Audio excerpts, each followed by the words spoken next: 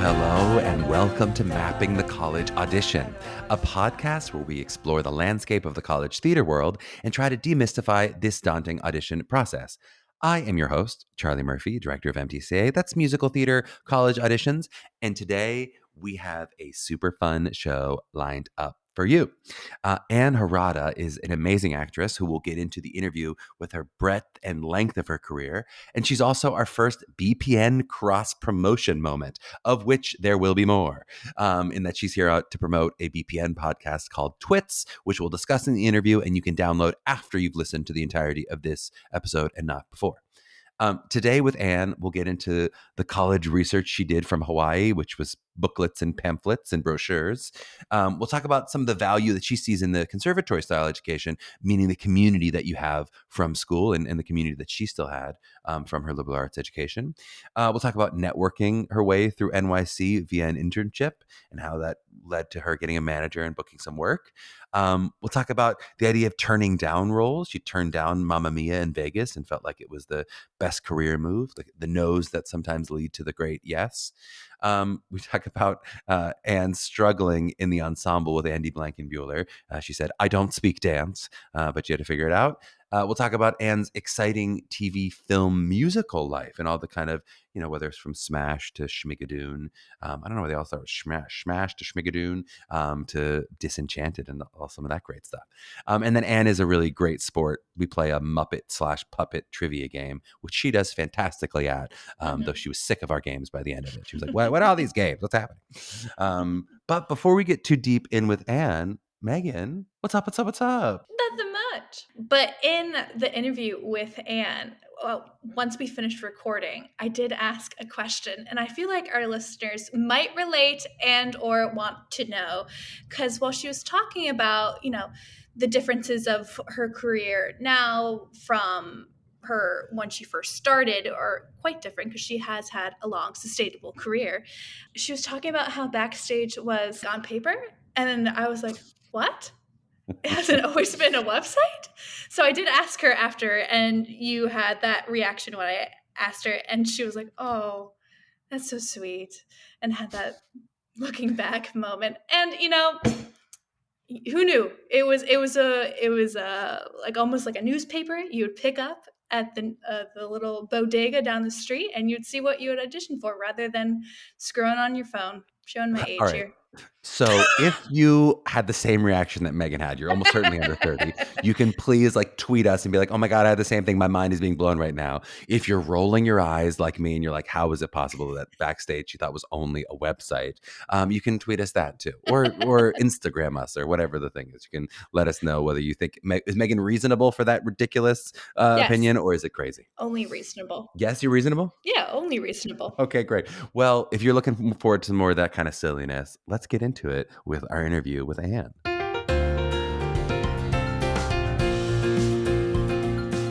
Well, we are so excited to have Ann Harada on the podcast.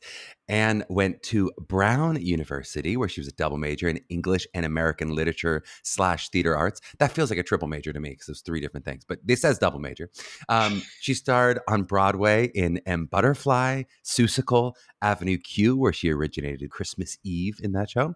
Also did that on the West End. Was in Les Mis, 9 to 5, Cinderella. She's been on your TV screens and all kinds of stuff like Smash and now Schmigadoon on Apple TV. As well as on the big screen in movies like Happiness, Admission, and now the upcoming Disenchanted, which may or may not be on a big, small, or phone screen. Who knows about any kind of screen? Anne also was in the podcast drama on BPN, Twits, which is a new audio drama recorded in quarantine. Shout out to our business daddy, the Broadway Podcast Network. Anne, how are you doing? Welcome on the pod. I'm okay. I feel like I have to clarify. I majored in Yeah, tell me those majors. Give it to me. theater arts, / English and American literature. Okay, that's how we get the double. It's English and American literature / it's hard with the slash because it's English and American literature / theater arts. That gets me to a double much better than triple. I was like, But What? also, I Say don't know what? why English. Would English be British literature in that case? English and American Yes, literature? I got it. that's what that meant at the I thought it time. was the language of English, American literature, and theater arts. Well, there we go. I did not go to a normal college. I went to a BFA, so it's hard for me to comprehend all these things. Let's talk through a little bit of your journey. In terms of, I'd love to start if we can think back to when you were in high school, 16, 17, thinking about maybe kind of what a theater life might be like. Did you know back then that you wanted to be an actor? Did you know you might want to go to school and study theater? And what did that sort of research look like for you as you began looking at your list? Well, it was very, I was not a great researcher of schools before I went to school. It was also 1,000 years ago. So we did not have the internet. We did not have anything past brochures. Do you know what I'm Yes, saying? there were pamphlets. You're flipping through We had pamphlets at the time. pamphlets. Yes, we Yeah. had pamphlets. And I went to a wonderful school in Hawaii. But it was Hawaii. So Yeah. we didn't get on the plane and go, let's visit all the campuses. Of I had course. no idea what I was getting into at any of it. Do you know what I mean? I'd Yeah. gone into like several schools and I just had the pamphlets and I was just trying to make some really, decisions based on pamphlets, which is Yeah. ridiculous. Um, Well, what else were you going to do back then? yeah, right. But that's what we did. And so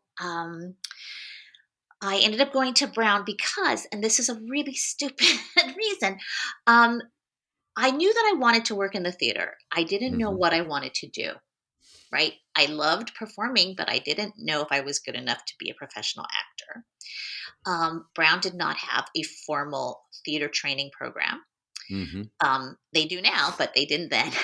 um, and in fact, none of the schools really that I got into did, except for Northwestern. I guess they had Uh-huh. more of a formal theater program. But I didn't want to go to Northwestern because my high school boyfriend had gone there, and I didn't want to go anywhere that somebody already knew me. This is like, Fair. You were trying to these recreate a new wonderful self in college. thinking patterns. Okay, so now I'm picking between a bunch of very good liberal arts colleges in the Northeast. Hmm. And I pick Brown not just because it's an Ivy League school. I had also gone into Penn, which had points because it was a city that I thought would like probably have had a lot of theaters there, and it has a Sure. theater And they do. scene. Yeah. But I picked Brown because I thought, well, then I'd be close to Boston and New York. Oh, double the trouble. Double yeah, exactly. And I could get on the train and go to either of those two cities to go see shows if I wanted to. And that's sort of what happened. That was the genius reasoning of that. And you ended up picking a school that is a really, well-known school. Oh They've no, got an it was an MFA program. They got a extraordinary BA school. school. Great, I a good mean, school. Yeah, fantastic. And I'm so glad I went. You know what I mean? But like, talk about like totally. dopey reason, or not dopey, but not, you know, exactly the greatest reasons. I'd love to talk a little bit about, growing up in Hawaii. We just had artists from Panama, and we talked a little bit about that international experience of looking at the U.S. But I'd love to hear, like, Hawaii obviously is part of the United States, but is not part of the continental U.S. And you must feel very far away from New York, just especially pre-internet.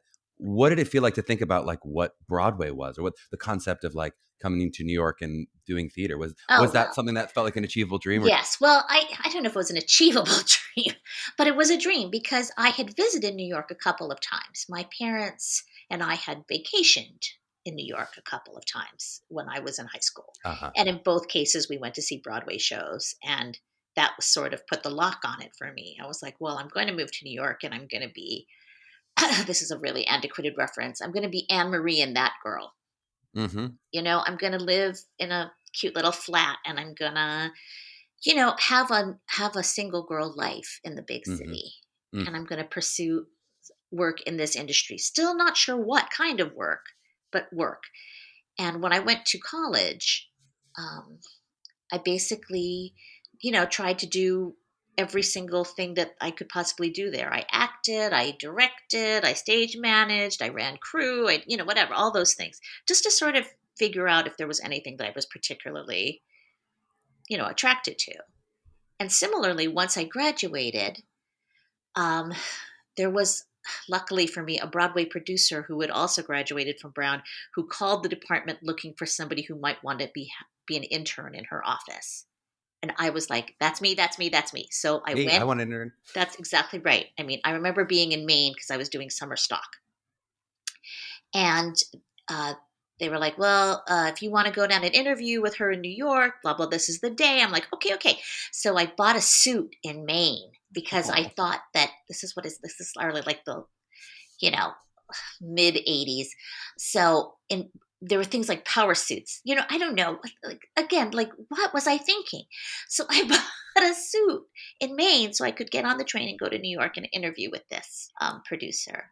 And aside from her not laughing at me when she saw me, she thought, great, this is a good fit, and I started being her intern. I love it. The power suit works. You never know. Well, before we jump past Brown, though, I'd love to talk a little bit about. So you sort of mentioned this idea of doing all different kinds of things, which Right. certainly makes sense, and getting a BA and exploring both theater and not theater, but also all the realms of theater. But if you did have to kind of sum up, like in a few words, what was the experience at Brown like for you? Um, it was fantastic because the whole demographic, I guess, of kids who were at Brown then and possibly now, I don't know, it's been a really long time, is that people were really motivated to do their own work. Hmm. Like there was a lot of student run theater on campus. There was a lot of people who were like, I got an idea for a terrible show. Let's do it. Let's do it any place. And so it was kind of freeing. I loved the main stage productions and I loved working on them and I loved kind of the formality of that. But I also loved all those shows that were literally like done in a basement or whatever. And it was just people just sort of, you know, making stuff out of nothing. That was Hmm. really great for me to see that because we sort of been doing that in high school as well. They were like the main stage shows, and then the ones we did in like the, little basement under the Yeah. auditorium and Classroom box, black classroom, box yeah, or whatever. box, Yeah. and it was like, well, we've got 3 gels. Okay, good enough, like that kind of thing. Yeah. And I really appreciated that kind of spirit, I guess. And I love that. And like now, many of our listeners are looking at maybe that conservatory style education, though not all. For those maybe who look at that more liberal arts education, did you feel like, were you aware like there are some areas in which my education has been more diffuse? And like, are there things that you thought right after you graduated, I got to work on voice lessons, or I need this kind of acting class, or if musical theater world, I got to dance a little bit? Were there things that you thought I could use more specified training that I didn't get as much of from college? Oh, of course, yeah. I mean, once I got to New York and I decided that I was going to try to perform, I was like, why wasn't I in dance class? Why didn't Hmm. I take voice class? Why didn't I learn sight reading? Like all that kind of stuff that I would have gotten if I'd gone to a conservatory kind of school. But when, again, I had brochures, I didn't know there were conservatory theater programs. I lived in Hawaii.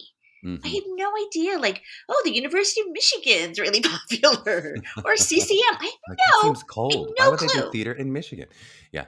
I mean, I think it is really helpful to think about for our students too, because I think it's easy to get so wrapped up in the training that exists in those 4 years of school, as opposed to realizing there are a lot of skills you can continue to add out of college. And hopefully you are educating yourself through 22, 25, 28. That it's not like you go to school from 18 to 22 and then you're cooked. You're Yeah. done. You've done all the training, all the learning has happened at that point, and now you're the finished actor. Whereas I think when you're 16, 17, that is sometimes what you think about is like, okay, Michigan's gonna teach me everything. CCM's gonna teach me everything. Carnegie Mellon's gonna teach me everything. I And it's mean, like, it doesn't honestly, quite the work that way. greatest thing to me about those particular programs is not necessarily like the skill set that you develop while you're at school, but the fact that you have so many other people there Yes. that you know.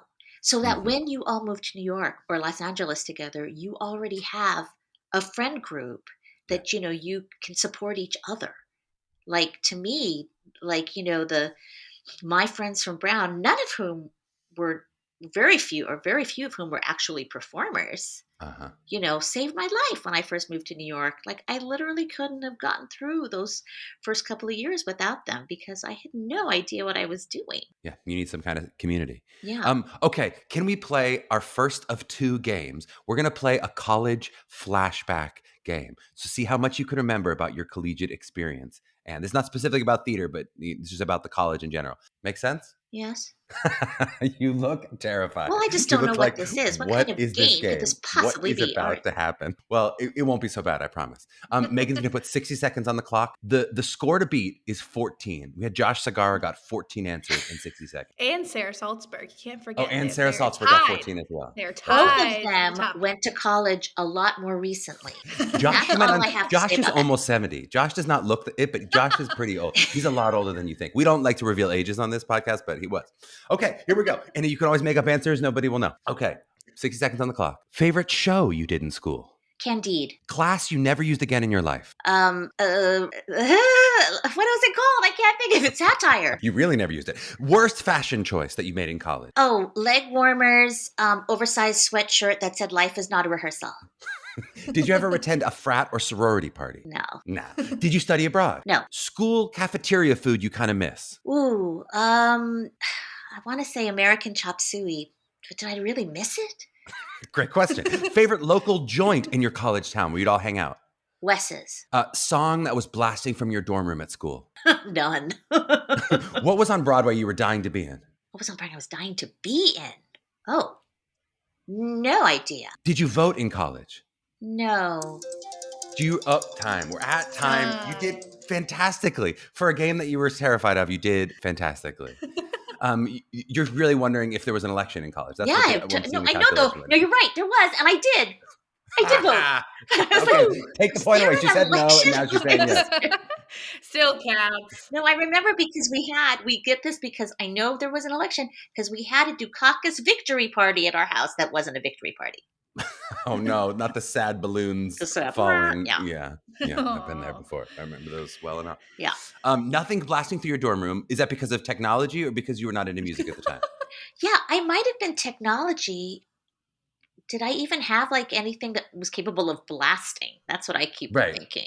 Blasting I might have had be a an aggressive Walkman. word. You know what I mean? Like, Not a turntable? I did not Those have wouldn't a have been- turntable. And you so probably not Broadway obsessed. If you weren't at the time like, oh my God, I have to be in Rent. I have to be in, whatever's on Broadway. at the No, moment. not at all. I mean, I was interested in Broadway shows as a concept, but I can't say that I was particularly up on what was playing at the time. Sure.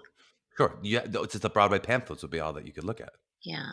And so then tell me a little bit about kind of moving to New York City. So now you've got this internship, you've got your one power suit. Yeah. How do you kind of navigate those first? It's pretty quick before you end up in M Butterfly. That's only a couple years after college, it seems like, if my math is correct. Well, this is why. This is what happened. When this internship was the thing that got me M Butterfly. Working for this producer, she was producing a play called Sleight of Hand by John Peel-Meyer. This play ran for 1 week, okay?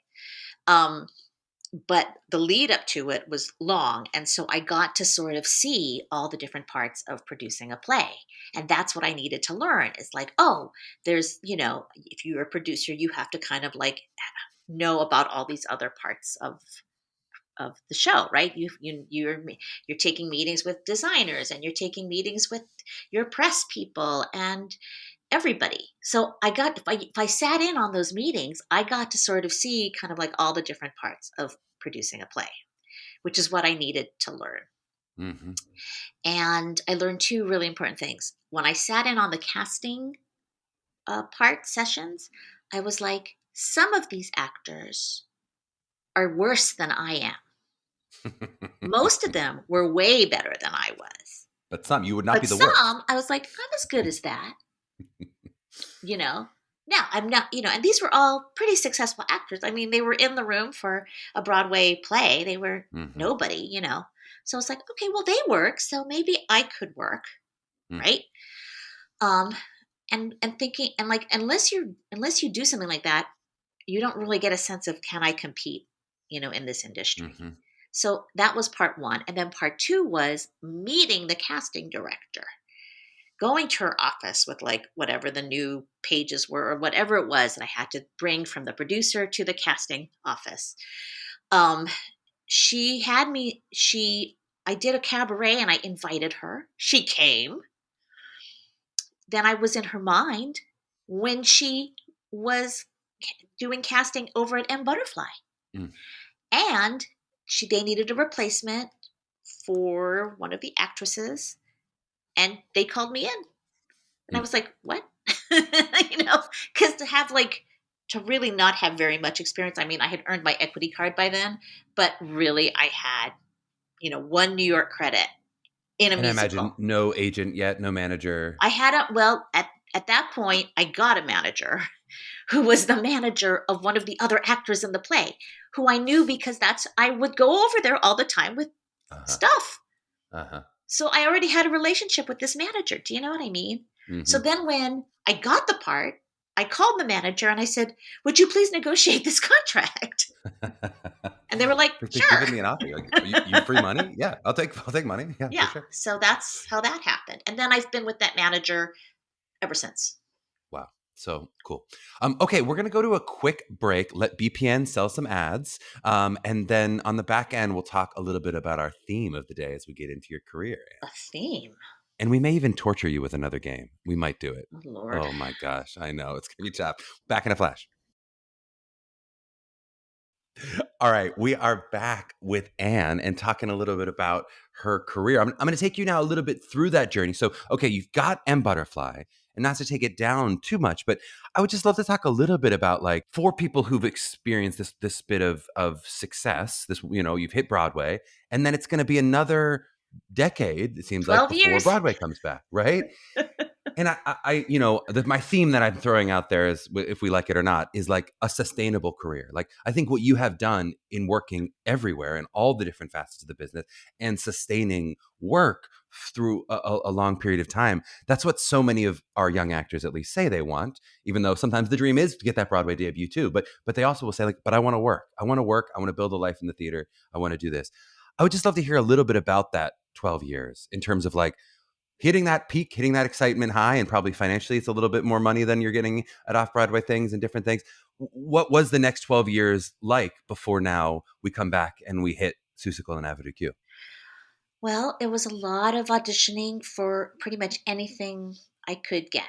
Anything I would get submitted and they would see me for. I did a lot of regional theater and a lot of Mm-hmm. off Broadway. But at that point in the game, I just figured it was better to work, Mm-hmm. and to sort of like again learn my craft with professionals, Mm-hmm. just in kind of like in any situation. I really wasn't picky. I took pretty much every job they offered.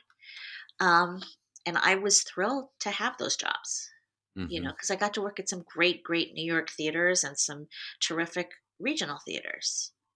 I mean, I was so green, and I was really lucky in retrospect. I look back on it now and go like, oh my God, I worked with like some amazing people kind of like along the way. Uh-huh. And we were all young. I did South Pacific with Marin Maisie in Birmingham, Michigan, when I was like 27 and playing Bloody Mary. And, I mean, like, it's ridiculous. And was there ever like some low points in terms of like survival jobs, or did it feel like, were you working consistently enough that you're like, I still feel like I'm building momentum? It wasn't like, Oh, oh my no, God, no, I'm no. never There going to were get back many to. lows. There were many, many lows. And I had many, many survival jobs Yeah. that were barely survival. I mean, some of them, paid some money and some of them really didn't pay very much money. But I just sort of Any think that's notable favorites? Are there any of those ones that you go, oh God, Oh no! Well, my don't do this? favorite survival job and was a great job was fact checking over at Self Magazine. Uh-huh.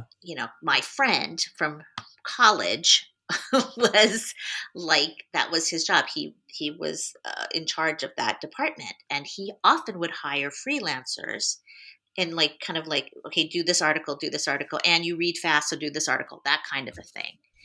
And that was perfect for me because I could sort of fit it into I could go to the office, even work there, go off, do my audition, come back. It was very Mm-hmm. flexible. Mm-hmm. Um, and it was the greatest survival Mm. job ever. Um, Any horrible ones? Any ones that you go, never speak of this? Not that you have to talk specific people, but, was there anything you go, oh God, I was catering for this weird event Oh, and all no, of a no, I've sudden I never was, catered. I'm too nervous about holding plates of food. Because when I was in college, it's doing summer stock, it was a dinner theater. So we had to, whatever it was, like we're doing cocktails and then the cabaret show, and then here's your main dish, and now we're doing the big show. I Mhm. mean, it's just the whole thing of it. And like my biggest fear was always like, please don't have me open a bottle of wine in front of people, please. So That cork is going like so down, it's after breaking that, in I was like, half. well, I can't if I can't do that at a dinner theater in frickin' Boothbay Harbor, Maine. I'm never gonna make it in New York City. Mhm. Like there's no way I could never have done a server job But here. when you're serving, you don't always have to sing during. Like it's a much Oh no, I easier, I think, to bring know. that The also. singing is the easier part in that Oh yeah, yeah. format. The singing is a piece of cake.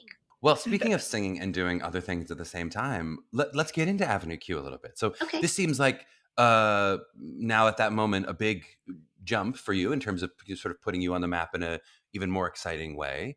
Did you know from the first workshop this was a hit? Did you know what was that experience to be like? Oh my gosh, this is happening. I'm really in the zeitgeist It as was it's happening. way before the first workshop. I mean, when Bobby Lopez and Jeff Marks were first writing songs for the show, they were in the BMI workshop, and they needed an Asian actress to come in and sing, couple of lines, and everyone's a little bit racist.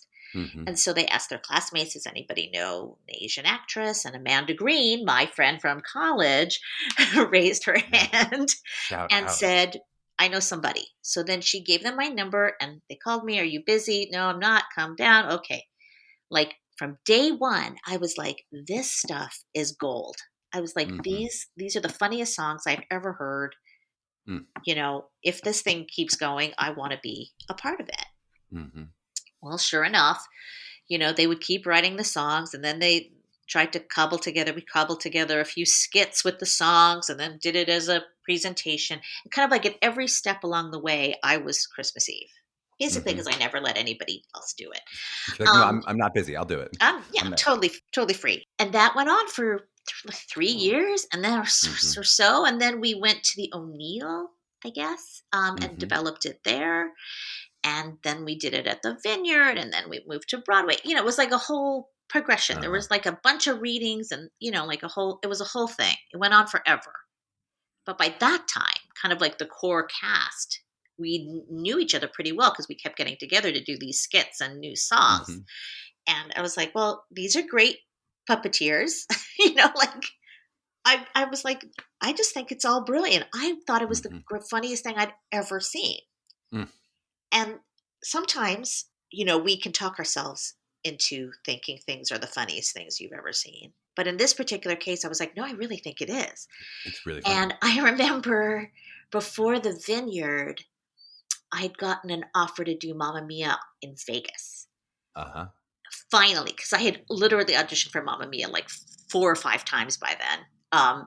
And they were like, hey, do you want to do Vegas? And I was like, yes, I want to. But what if Avenue Q comes in? So Uh-huh. then I ended up calling the producers, like, is this really going to happen this season? Because if it's not, I'm going to go take money. And Uh-huh. they were like, it's really happening. I was like, okay. So I turned down Mamma Mia in Vegas. In retrospect, the greatest career move of my life, and stayed with Avenue Q. Yes, yes, yes. But always hard for actors, right? Because every producer seems like they're going to tell you, oh, yeah, it's coming. Oh, for sure. Next season, for sure. We got the theater lined up. Yeah, I know. Well, that's it. And you're just sort of judging, like, do I trust Jeffrey Seller? Uh-huh. I don't know. Like that kind of thing. Because honestly, I also believe, and this is probably going to get me dinged from the industry forever, I Oh, let's do believe it. that actors and producers are natural enemies. Uh-huh. That it's not personal, but it's just in our nature. It's like Yeah. that thing about the scorpion and the it's Yeah. just like it's in their nature to want to, you know, not give us all the money that we would want and Yeah. deserve. And it's in our nature to go like, you're wrong for thinking that way, and Right. whatever. So If they're doing their job well, they are turning you into a product, right? they're doing Yeah. their job, we're doing our job, and just Yeah. They're trying to pay you like as little as this. possible. You're trying to make as much as possible. And That's right. yeah. And that's your job. And my job is to say, fuck you.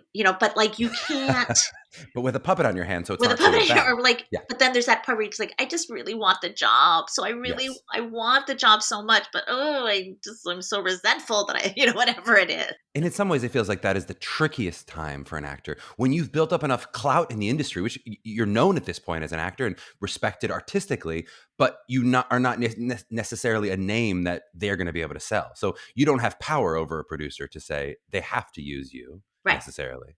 But you know, the show might want you, but producers don't care about that really. They're like, oh, we can find another actor. Like they view you as more replaceable, even though the director might not. The director say this person's not replaceable. She's fantastic, you know, but unless it's a huge name, the producer's not going to see it that way. I feel, yeah. I mean, I definitely feel that first cast of Avenue Q, we worked for nothing. We knew we were nobody, and they made it very clear we were nobody, and that this play was not going to happen if we didn't take very small salaries. You know what I mean? All of which was probably true. You know, but still, it was like, wow, we are not making very much money for being in a hit on Broadway. And then hopefully though, in the next couple shows, now that you've done Right, of that, course. Then, then we your pay that stakes. equity off. Yeah, Yeah. exactly. No, of course. Tell me a little bit about those next couple. So then you did Les Mis, you did 9 to 5, you did Cinderella. Was that with Broadway, MTCA's own Joe Carroll? Were you guys together in Oh, Cinderella? yeah. So, Heck yes. yes. So and tons of off-Broadway shows at this point. Anything from those next couple years that are like remarkable or you felt like pivotal in your career? Oh, yeah, of course. Well, first of all, Avenue Q, basically, after Avenue Q, I didn't have to explain anymore who I was. Uh-huh. So, you know, Cameron McIntosh was producing Avenue Q in London, and their Christmas Eve had dropped out because she got a TV show, and they were really up. They were really like they had nobody because their understudy, the girl that they had hired to be the understudy, was like a very weak English speaker, to put it mildly, and there was no way that she was going to be ready to go in 2 weeks. You know what I mean? So Cameron McIntosh like literally called me personally to like, could you come to London and be in Avenue Q like as soon as possible? And I was like, look, I have a baby. I had a baby, and I said, and my parents are living with me, and he was like, bring everybody. I will bring everybody. And I was like, okay, but they're really old and we need an apartment that would have a, elevator, and I need to be really close to the subway stop. He's like, yes, fine. Like I basically could have asked for anything and he would have given it to me. All the demands you couldn't make as a Right. I starting was out just with like, Avenue. oh, Now well, you're like, I'm making and them then up on I the would back end. really like there to be a pharmacy and a supermarket within And I need a walking pony distance. taking me Yeah, to it work. was like that. Like everything I thought of, he was like, yeah, fine. So I was like, okay, well, everybody, we're going to London. So we literally packed up my entire family and we all went to London for 6 months. Yes. Crazy. Like crazy. But you can do it if you have a baby and if they're not in school yet, Yeah, I got to give so my cool. parents this great adventure of living in London for 6 months. That's Elizabeth and I have been talking about that a little bit of like, if we're ever going to travel with theater, it's like right now, because we have now a 4.5-month-old. Oh, and so it's like, that's young. this is the time we actually could travel a little bit before when she's 6, it's going to be tougher. But. Yeah. No. Oh, don't do it. Yeah. Don't wait. I mean, the drag about 4.5, the drag about baby age is that you have to do all the hauling. They can't walk with you. Yes. So your whole life is about stroller, baby Bjorn, stuff I'm carrying around with me all the time. That's a drag, but the portability of it is amazing. Yes. So. I'm trying to embrace that. This morning I did a workout going upstairs with my daughter on my shoulders, where I was like, I mean, I got very tired, so I had to stop. It's horrible. But I was like, turn it into a workout. We're going to make this a little extra weight on me. Okay, so because I got Avenue Q in London, as soon as I went to London and I did that for 6 months, and it was amazing and wonderful, and all those people that I worked with are just stunning, wonderful performers, and I'm still in touch with them, and blah blah blah blah blah. Because I had worked for Cameron McIntosh in London, he offered me the Madame Thénardier replacement in Les Mis when I came back. Yes. And I was like, what? Like, that was not something that was even on my radar that I would ever be in that show or could ever be in that show. But I was thrilled to try, and I did that uh, again for like a 6-month stint. Hmm. And it was incredible because, that's a show that I had seen in the original cast in 1987 or whenever the heck that was. And so, of course, it was formative years. I was a young actress in New York, and it was definitely one of Hmm. those shows where you're like, well, okay, that's a great show that I will never, ever be in. This was sort of before non-traditional casting. And then, of Hmm. course, at that time, though, he was doing nothing but casting Asian people in that show. The Hmm. cast I was in had like buttloads of Asians in that show. Hmm. and like, thank God for it. It was so thrilling to do that show Yeah. with Adam Jacobs and Ali Ewoldt and Lea Salonga. You know what I mean? Hmm. So you don't feel so like I'm Uh-huh. sticking out. I feel, um, it was great. I loved doing that. And then of course it's like 9 to 5. That was a show I did just to prove to myself that I could. Hmm. I, was not like the greatest part. It was, but they were like, "Would you be interested in covering Alice and Janney?" And I was like, "That is the weirdest casting idea I've ever heard. Why would you want to cast me, 5 foot nothing, to cover 6 foot, clothes horse Alice and Janney?" Uh-huh. And I'm Uh-huh. like, "Okay, sure." Kind of just to see if they would. And then I Yes. was a 9 to 5, and I had to be in the ensemble, and I can't dance. So Oh, all of a sudden, I'm in an Andy Blankenbuehler show, going like, "What?" And he's calling out the counts and saying, "Okay, now you do this on this count. You do this. You do." I'm like, "What are you even talking about?" Like, I literally couldn't keep up. I couldn't mhm, understand what he was saying half the time because I don't mhm. speak dance. No, sorry, I'm sorry, I don't speak dance. I took I don't speak English and dance. American literature. I didn't take I dance. don't speak dancer, like, you have to really lay it out for me. And he would say, "You just go on the 13 and." And I was like, "I didn't know you could go up to 13 and." In my mind, you go to 8, you know? So I was like, "Okay, I'm out of my league here." I was really, really dying Mhm. in that show, but I got through it. Mm. And like he put all the singers on the back all the time. So there was no real pressure, but it Uh-huh. was, but it was like, But oof. you wanna get it right. You don't wanna be on the wrong end or the wrong No, no, 15 of or whatever course, it is. no. And it was, Yeah. and he changed the choreography all the time. So Mhm. even if I could learn it, by the next day it was completely Oh, no. obsolete. And I'd be like, "I can't believe I worked so hard to learn that, and now, It's dead. now we're doing It's another gone. pattern. I'm going to kill myself." Like, it was Did you like, ever wonder it's because you did it right and he went, "I've seen it on Ann. Nope, that's wrong. I gotta it's switch not it up. good. It's too That's not gonna easy. If work. she, no, It's too easy. no, If she can't do can it. do it, Yeah, it's too easy. Make it hard." possibly. I mean, yeah. What about the TV and film world? So at this point now, it seems like you had a steady stream of little of parts on TV and film on the IMDb at least going back into the 90s, but then it really starts to pick up around like Smash. It seems like was a big Oh, moment, Smash and was then there's huge. Yeah, to be kind yeah, of a semi-regular on a show. That yes, wasn't, I mean, and that wasn't how it was presented to me either. When I auditioned, it was literally like, "You might be in, 4 episodes." uh-huh. Okay, great. Love Like, four be episodes, so yeah, happy to be on one. yeah, And then I got it and I was on 4 episodes, and then they just sort of kept me around. They just uh-huh, kept calling, "Are you free to show up these days?" "Yeah, yeah. I'm free, I'm totally free." Kind of in that Avenue Q way, like, "Yeah, I'm completely available to you. Call me And as late as you'd like." and was the TV and film learning also like a hands-on experience of like, oh God, I'm learning as I do it and I watch other people do Oh, it. Were yeah. there TV and film classes or how did you sort of feel Oh, like no, I had no, from I've never yeah, taken a TV or film class in my life. huh, It's just, to me, it was just sort of like sink or swim, you know? uh-huh, And luckily, Smash, it was a show where I could just sit and watch a lot. yes. My whole part was sit at that table and pretend to write on a clipboard. I was I like, feel like "Okay, I great. do I that all can the do that." time. That's what I did in my internship. Yeah. And it was brilliant because I got to watch, people who really knew what they were doing. Mm, Kind of like, I don't know, Jack Davenport, who I sat next to for months. And that's not a hardship. uh-huh. He was just so smart about TV, and he would always say, like, "If we shoot it this way, then you don't have to do this. This will solve this coverage problem." And like, people are like, "Oh yeah," like, he Oh just yes. knew. He really. He had so much experience and he knew.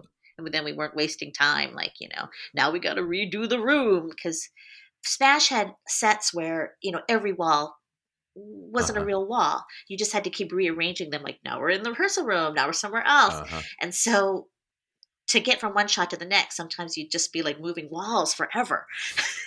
And he'd just be like, forget it, let's just shoot it like this. And then we don't have to, oh, okay. Super cool. Any fun stories of working with any of those? That's a star-studded cast. Oh, amazing cast. The most fantastic cast. I mean, I just remember sitting at a table with Angelica Houston and getting to watch Bernadette Peters when she came in and played Ivy's mother. And we just sat there and watched her sing Rose's Turn a bunch of times. And I just felt like crying the entire time. I mean, I'm sure I did, but the camera wasn't on me, so it didn't really matter. Any single time when you get to be like in the presence of stars like that, it was thrilling. And also to watch the dancers, to watch the ensemble have to do those dances full out over and over and over again. It was so like, you're just in awe of like their, kind of like stamina and physical ability. You just can't believe it. You're like, how could these people be doing this number for the 40th time, full out? Like, let's throw each other in the air. Oh no, like this huge, massive kind of physical effort work. Full out, because you can't mark on TV, because that might be the shot they want to use. I was like, wow. Like, and I thought, Broadway was hard, but that was nuts. And then now you're doing something not so dissimilar with Schmigadoon, right? Yes. I say you're doing, is there a second season? Do we already know? It's been filmed already and it's done? Or No, it has not been filmed already. No. It's just, let's just say that it's probably going to be. Oh, are we breaking news on this pod right now? There's no set anything yet. You know what I mean? I'm sad to say I've not seen it yet, but I've heard it is fantastic, the show. Well, I don't even know why we're talking. Well, okay, I'm sorry. I mean, I saw most of your resume. I'm trying to catch it up. But though I did way back in my school experience work with Cinco and Ken, who were amazing. They feel like they're just like do everything now. Like when we worked with them, they were like, we're writing this new musical called Bubble Boy. And now it's like they're everywhere. They're just literally, every, kids movie and everything. But what's been like with that's a hell of a cast. And now not just theater actors, but there's some theater actors and some TV film stars in that as well. Yeah. What's that been like? Oh, well, it was a magical experience, first of all, because it happened during the pandemic. And it was pre-vaccine. So it was a very, very strict quarantine situation, because we filmed it in Canada. And they were a real country, so they kind of had a plan. We all quarantined for 2 weeks in our rooms. And they would Canada calls you, like, to make sure you're there randomly. So you're like, hello, hi, it's Canada. And so, so like they're checking up on you. So, it felt real. Let's put it like that. It felt like this is really happening. And we're we know there's a pandemic and we're trying to keep everybody safe. It felt like really safe. So then to be able to like, pass your quarantine and leave campus and go to, a set was really exciting. And we all got tested a million times. And the biggest problem was that a lot of other shows also shoot in Canada. And so there was such a run on the labs for all the TV and film work. Like, it was just trying to like, can we get the test back in a, normal amount of time? That was really like the big pressure. And it was hard not to have that kind of group summer camp experience that one might otherwise have in a foreign country, hey, Aaron Tveit, let's go have pancakes. That never happened. Yes. But theoretically, like we were all there at the same time and we were working on the same thing. Aaron's got to be like keto or something at this point, though, anyway, right? There's probably. No way he's eating pancakes. It would have been like an almond flour. Probably, yes, an almond flour situation. I was lucky that I had, the people that I did get to see, like Cecily Strong and Kristen Chenoweth and Ariana DeBose. We bonded right away, and like, they're lovely people. Like everybody I got to see, I just loved. And to be working, it was a drag not to have the in-person kind of, like, I remember learning my song over Zoom, which is the dumbest way to learn a song because, the lag. So like, they're like, okay, you play your tape and then you sing it to your tape and then I'll tell you when you sing the wrong note. It's like, well, that is just the least fun Sounds thrilling. music It's session you thrilling. could ever have. And was that similar for, because it seems like you're just racking up the filmed musicals. Was that similar for Disenchanted, that experience? Oh, Disenchanted was different because I didn't get to hang out with Patrick Dempsey very much, but all of our scenes were with Patrick Dempsey. When I say us, there's like 3 people that they brought in from New York to play his posse, his sidekicks. And it was me and James Monroe Iglehart and Michael McCoy Rose. So the 3 of us were quarantined together in the same living space, like the same housing unit. So we did everything together, the 3 of us. And in the movie, we do everything together. So they called us the adventurers, and we were the adventurers. And we did, like, literally it was like, does anybody want to go to the store? Does anybody want, like, every single outing was like a group, should we do this together, people? Everything. And we lived in each other's pockets. And it was amazing. In terms of learning the stuff, it was much easier because we did have people like on set, like we could go and have a rehearsal. And we had a lot of dance rehearsal in that movie, as opposed to Schmigadoon, where I don't think we might have had one dance rehearsal. But like for Disenchanted, we worked hard. And maybe we're grateful for the Andy Blankenbuehler 13 and a half at that point. That's maybe helping. I mean, it wasn't like that. you didn't need all that. You're like, 8 was enough in this moment. Yeah, 8 was enough. 8 was fine. Yeah. Okay. Well, before we let you go, we've promised you another game, and you're going to get it. I could have gotten a lot of directions for you. I went for like an Avenue Q inspired game. So and I also know you have a son. So you've experienced some Sesame Street, some of those moments. This is going to be a trivia based game based on famous puppets / Muppets / children's characters. Does that make sense? Oh, brother. And listeners, feel free to try to play along if you can. Okay, the first one, Big Bird. Is Sesame Street. Absolutely. Maybe both would accept. I think there's a crossover, but yes, Sesame Street, 100%. Gonzo. Is a Muppet. Perfect. We're 2 for 2. This isn't so hard. Grover. Is a Muppet. Grover Sesame Street. Sesame Oh, Street. shoot. That's what I meant. Sesame Street. Dumb. That's what you meant. Yeah. Okay. Telly Monster. Telly Monster is on Sesame Street. Yes. Telly Leung. Telly Leung is my friend, and he is not a Muppet. Also our first podcast guest on this podcast. Okay. Super Grover. Super Grover is also on Sesame Street? Also on Sesame Street. Grover's alter ego. Rizzo the Rat. Is a Muppet. 100% a Muppet. Fozzie Bear. Is a Muppet. Correct. Abby Cadabby. Is on Sesame Street. 100%. Aristotle. I don't even know who that is. I mean, he's a Greek philosopher, of course, but I don't know who that is as a character. So you're going neither? Describe. Well, I can't tell you. What if I made it up? What if it is the Greek philosopher? I can't tell you. I don't know who that is. We'll say Sesame Street. Aristotle is a blind monster on Sesame Street, a new character on the Sesame Street. Oh. Flipper is a dolphin, but that's not neither. That's a neither. Neither. Okay. Dr. Bunsen Honeydew is a Muppet. 100%. Miss Piggy is a Muppet. Elmo is on Sesame Street. Blue is a dog, but that's not on that show. 100%. It's neither. You're Blue, like on Blue's Clues. Okay, yes, all right. Yes, 100%. We're doing great. Granny Bird. Granny Bird? I guess she's related to Big Bird. I'm going to say Sesame Street. I don't know. 100%. Big Bird's grandma. 100%. Hoots the Owl. Hoots the Owl? I don't know who that is. I don't know who that is. Who is that? Sesame Street. Apparently a Sesame Street character. Great. G. Young. G. Young? G. Young! Oh, she's the new Muppet on Sesame Street. She's the new Sesame Street girl. First Asian puppet on Sesame Street. Shout out. Okay.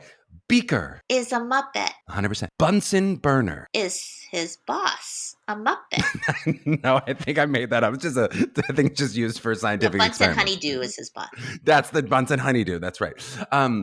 Kermit the Frog. is on both. Yes, our only tricky one. Both. I'm not our only tricky one. There's a lot of trick. Okay. And the last but not least, Donald Grump. Well, I'm not familiar with Donald Grump.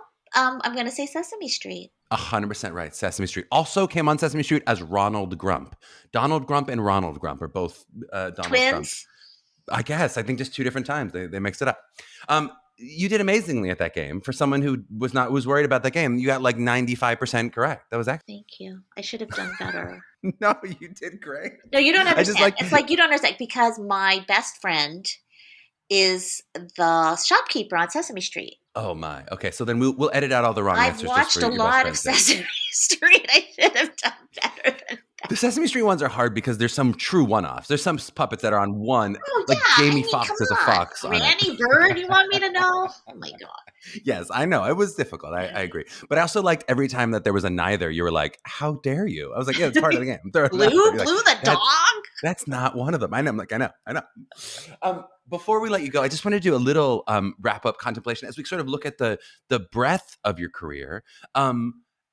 How do you feel like, obviously it's changed in many ways, but from when you came to New York to, let's say, like 2019, maybe we'll talk about the specific pandemic the last 2 years, but from when you came back to New York to about 2019, how do you feel like the industry changed? What have you noticed in terms of its evolution, in terms of the ways that it's someone entering the industry then versus entering in 2019? How does it feel different to you? Okay, so we're talking about when I first came to the city versus 2019. Mm-hmm. Jesus Christ. Okay, well, I mean, we're just talking about a really long time. Okay, you just have Sure. to understand that that's a really long time.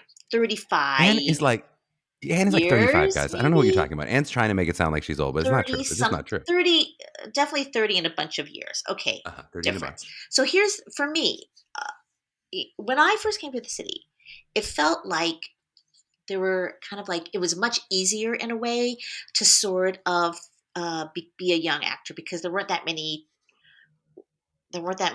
ways to get seen. There was like, you'd buy your copy of Backstage and then you'd look at the auditions and then you'd see, is there anything for me? And you'd go to those auditions, right? Okay. And you would talk to your friends and they would meet people and then somebody might be able to use you in something. It was all very, what I would call analog based. It wasn't, now in a way it's easier to get seen because you can submit things, you can submit tapes, you can put up your own work on YouTube. There's ways for you to get your work out there that there really wasn't before. Right? So in a way that's good, in a way that's better or easier in a way to break into something. But I think it's more overwhelming.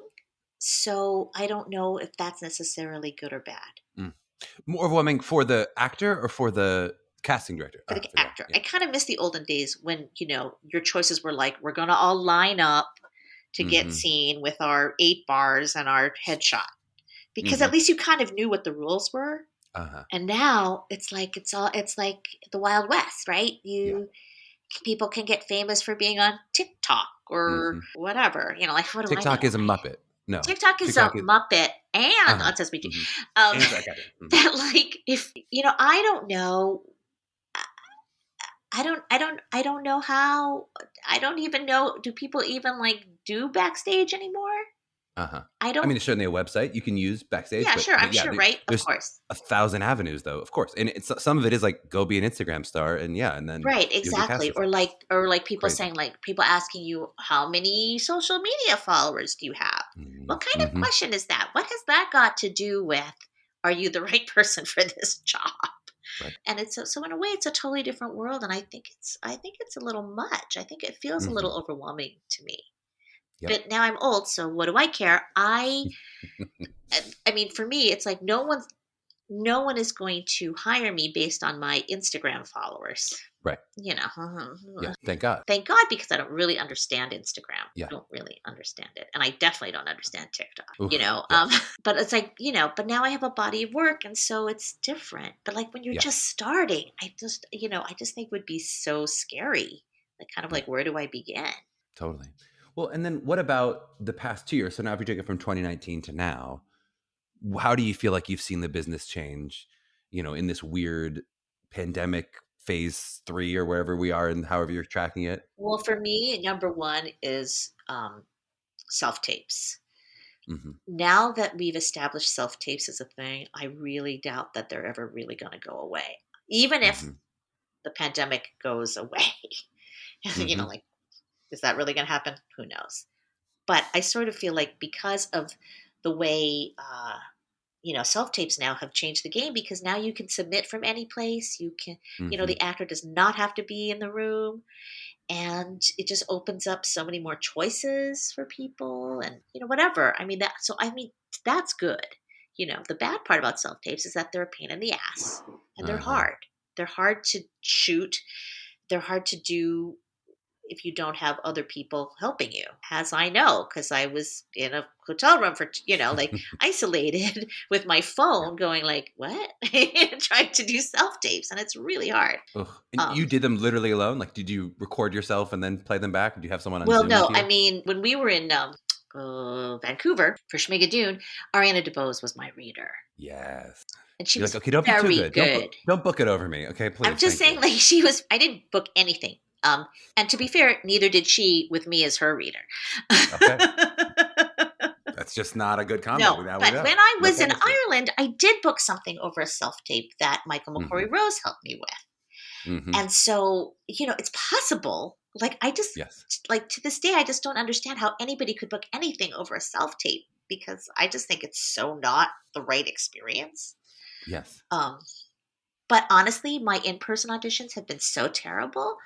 The ones that Uh-huh. I've had for theater that I'm just like, oh, I would have been better off doing the self tape. We just experienced that with our students. We just did our last mock audition of the year for the students auditioning for college.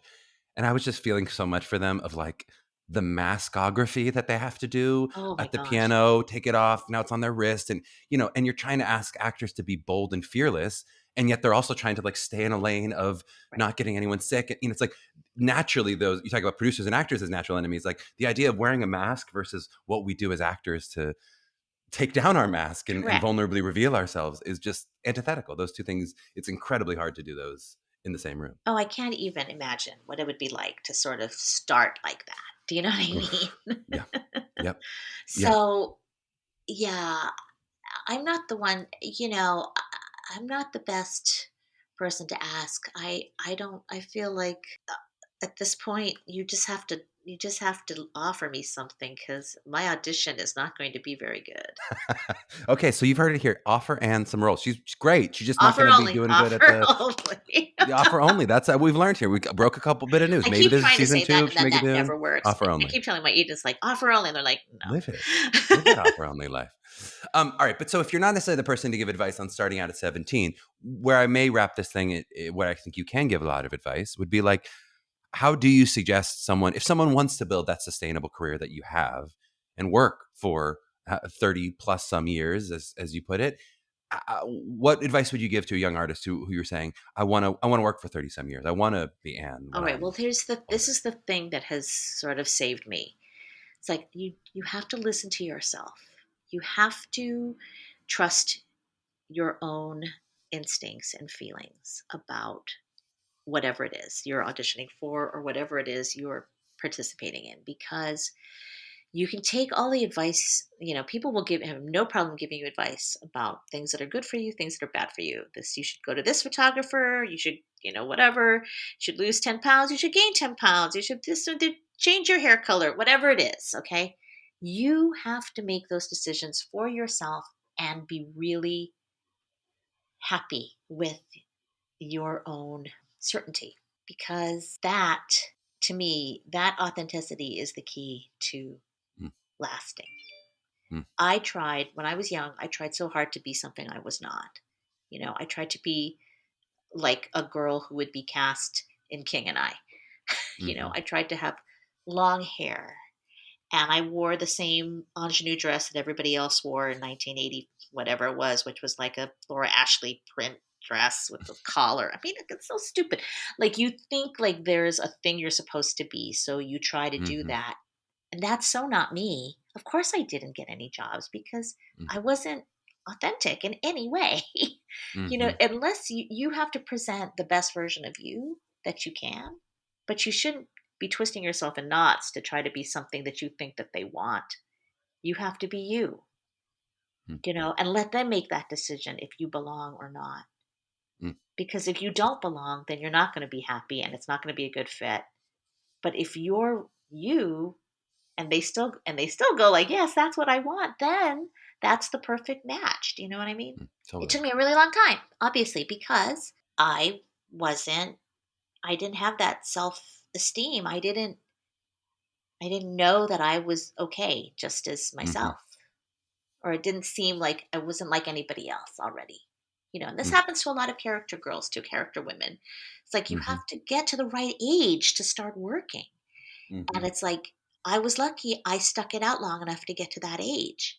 Mm-hmm. But a lot of people give up because, when you're not the ingenue, then that's all. You just have to wait it out for a long time.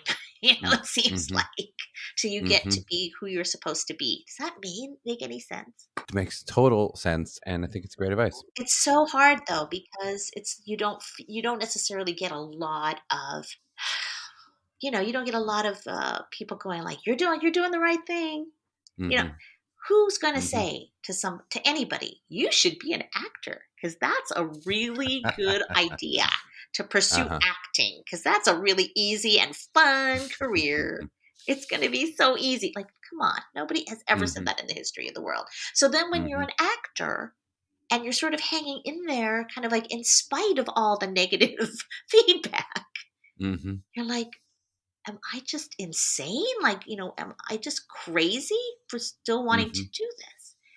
Yeah. And the answer is, so you ask yourself over and over again, is this the right choice for me? And Yeah. that's what I'm saying, is like, your inner voice has to be telling you all the time, yes, yes, this Mm. is, yes, you Mm. can, yes, you're doing the right thing. So true. And at every single point that I ask myself that, and I ask myself that a lot, over 35 years, is like, yes, I think it is. Mm-hmm. I think I can, Mm. and I'm so glad I stuck it out. But there were lots of times when I was like, you are a moron if you keep doing this. Mm-hmm. But then I was just like, but there's nothing else I want to do. And I think I'm good at it. And I think I can be successful. So, Well, we are so glad you did stick it out, because what a career you've had and given to so many audiences. If people loved hearing you today and they want to check more out of you, we can follow you at Ann Harada on Twitter, correct. at I am Ann Harada on Instagram. Yeah. You're not on TikTok, and at Ann Harada on Facebook. Is that all Yes. true? All those things are true. And if anyone wants to teach Ann how to use the social media, that she's open. Right. Though I will say that if you try to, I mean, you can try to send me messages. And if I don't respond, it's probably because I can't figure out how to access them. Uh-huh. Good It's luck. me. I'm really old. So good luck. Yeah. Um, Try DMing her. We'll see what happens, see what happens. Yeah.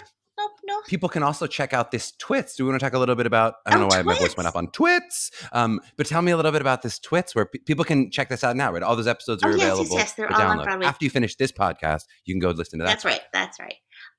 Well, this is one of those things where my friend Tom Robbins had written this confectionery, Twits, kind of in a Woodhouseian, steampunky thing, and just asked a bunch of his friends to record it all Mm. in isolation, And I'm like, sure, I'll do it. What do I care?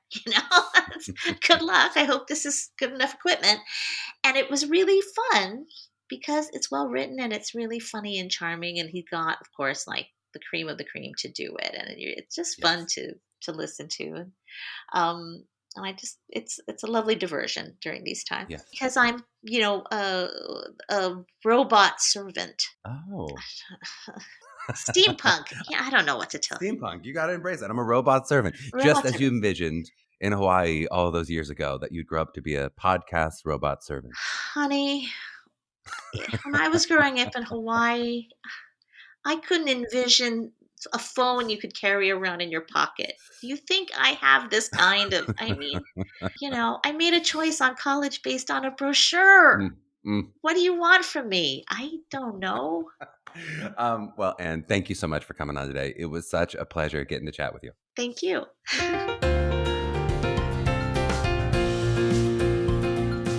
Well, I hope you enjoyed listening to Ann there. She is so smart and funny and dry that even I didn't always catch her jokes. And I find myself to be a pretty brute champagne myself. But a really real pleasure to get to sit down with her for sure. I just want to dive a little bit deeper into something that Anne mentioned at the end. She was giving her advice, and one of the things she talks about is the idea of the confidence that it takes as an actor. And that muscle of building the healthy ego that we need to be able to pursue this, how huge a part of the success of an actor that their psychological competitiveness really is, right? It's kind of like that we talked about before, the ability to get in the room and the want to be there, to believe truthfully that it can be you, despite those past 50 rejections that should make you feel like you have no chance. Some of this comes so beautifully from what Anne talked about with authenticity, that if you're the one making the choices that you believe and receiving your validation from you, as opposed to from external members of the business, whether it's a manager, a casting director, friends, you have a much better chance of sustaining that confidence or not having it robbed from you by these other forces. We talked a bit about that in our second episode with Vicky Bussert when we talked about that idea of resilience and how you can build that resilience. But I also think, this is now Charlie's personal opinion, I also think that some of that confidence is also a conscious effort that, especially as a young person, and maybe I'm going to say especially a young person today, to slide that dial of belief upward as you enter into a room. I have found, especially in this past decade, that young actors are so afraid of arrogance, of seeming egotistical, that they often err so far toward humility that they end up apologizing for being there. We talked about that in a previous episode as well, and kind of pulling themselves out of the running before they've even raised their hand and said, I'd like to audition. Of course, I'm going to give you the caveat that if you ever were to actually be arrogant, that would be a real problem. If you walked in this room and you're like, I'm amazing, I'm almost too good for this job. Or if, God forbid, you ever came off as contemptuous in the room, which I think is like the worst form of arrogance, you could easily lose yourself jobs where your talent was strong enough to book it. But the vast, vast, vast majority of young people listening to this are going to fall so far on the other end of the spectrum that they can't even see arrogant. They'll take that quiet part of quiet confidence and muffle the confidence part with how quiet they are, right? This is where sometimes the value, you've heard sometimes the value of the kind of naivete that some of the actors on this pod had in their early careers. Sometimes that ends up helping you as a young actor. If you don't know enough to know why not me, that's a whole lot better than knowing for sure it can't be you. But for those of you who do have a lot of knowledge and a lot of training and do know a lot, which I want for you, to be able to find that part of yourself that truly believes it can and should be you and fan that flame, that's often the difference between a successful audition and not. Of course, that is much easier said than done, but that active muscle should be worked along with your artistic training. So, along with your voice lessons and your acting classes and your dance classes. I love when Anne was sitting in an audition and she was like, some of these people aren't better than me. That's a key factor as an actor to be able to say, I belong in these rooms. It's not that some of these people aren't amazing and I'm in awe of their talent and I'm going to keep learning from those actors. Of course, keep doing that. But really, in all kinds of life situations, you have to feel confident to go, I belong in this room, whether it's a boardroom or a basketball court. But I think in the performing arts, you have so many more forces coming at you and basically telling you you don't belong. You probably don't belong. It's not that they'll actively tell you, no, not you, but just the tonnage will make it feel like, why you? Why you? I'm too busy for you. Why you? Right? And there's so many young people who want to do this. Why should I take the time to watch your audition? It almost necessitates an idea of like, no, I do belong in this room and I'm going to prove it to you, right? If you can find that place of your attitude of going, I'm almost cutting through potential negativity with my shield of positivity. It's a very difficult place to get to, but I think it's a journey all young actors should see themselves on. And I think maybe importantly, as you're listening to this, just to place yourself somewhere along that journey where you are and to think, I'm eventually going to get to a point where I can walk in a room and show off, to advocate for myself that I'm the best person for this job and not fear that someone might think you think too much of yourself for saying that. That's not to say that that is the only way to book work, but I do think a lot of young people have that fantasy that if they're just like so humble and like so cute and like basically never like raise their hand at all and kind of wait to be discovered, that it's going to happen without putting themselves out there at all. Of course, could that happen? Yes, but is the exception to the rule. It's not what normally happens. If you're trying, for instance, to be humble about your singing ability, when someone goes, "Hey, do you sing?" and you're doing that because you're like, then they'll be so blown away when they hear that I actually am the most amazing singer ever. More often than not, they've moved on to the next person and they won't even hear you sing. They'll go, "Oh, great, if she's not a singer, next." That's not to say that you want to brag on yourself, but if you're going out for roles that you're right for and that you can book, You want to be able to lead with that confidence to go, I am great for this. Here's what I would do for it. And emphasize that over emphasizing what you can't do. Well, one thing that you can't do is end this podcast until we've told you our funny little outro tags. Am I right? If you've enjoyed this episode and you want to hear more, please hit that follow button. We'd also love it if you were to rate it and review us wherever you found us. We love 5 stars if you're mad for Muppets, and an ironic 5 stars if you're a puppet pusher. Do you guys like that alliteration? I worked on that for over 30 seconds. You can also reach out to us with questions for the pod at mailbag@mappingthecollegeaudition.com, or check out me and Meghan directly on social media. I'm at Charmer7, that's CHARMUR 7, and Meghan Marie is at Meghan Marie, that's MEGHANMARIE 2014. I've never actually spelled it out until now. If you're interested in working with MTCA for help with your individual prep for your college audition journey, please check us out at mtca.nyc. You can also follow us at Musical Theater College Auditions or at Tweet MTCA on Twitter. To my young artists out there mapping their journeys, how high past 13 and does it really go? We'll see you next week.